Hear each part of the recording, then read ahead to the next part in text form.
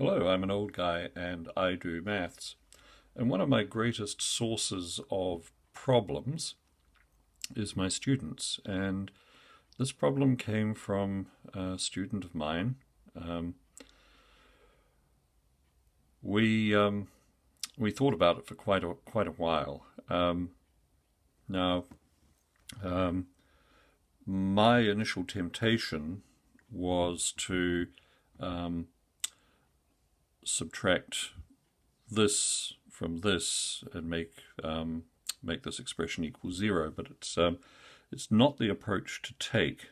I was fascinated by it because it's not often that you see something like this, and there's a simple way of dealing with this, which we'll get to. And I've written this out prior to talking you through this video, simply because I'm not very neat when I'm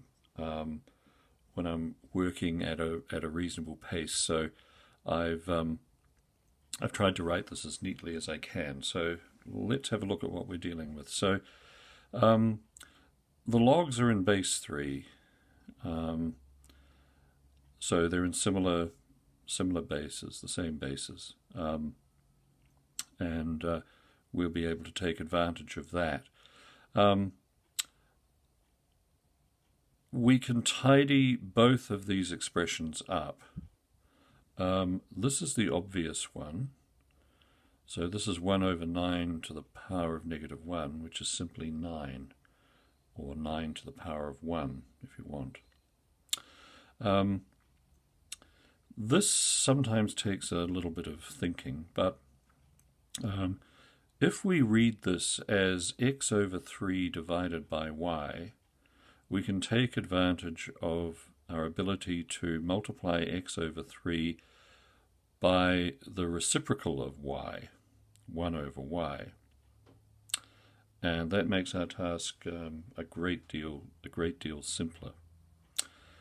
So, moving along, what this allows us to do, because these are both in the same base, and we're saying that this is equal to this, well, therefore this is equal to this. So we can dispense with the logs, and we get x on 3y, which we get from here, x on 3y equals 9.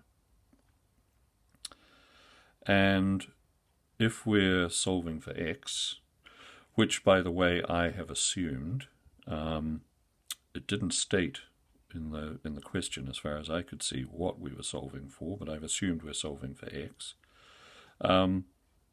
In order to get x on its own, we multiply each side by 3y, and x is equal to 27y.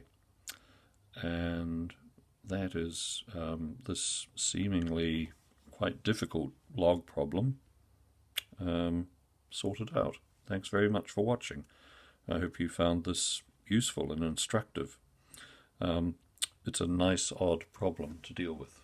See you next time. Bye.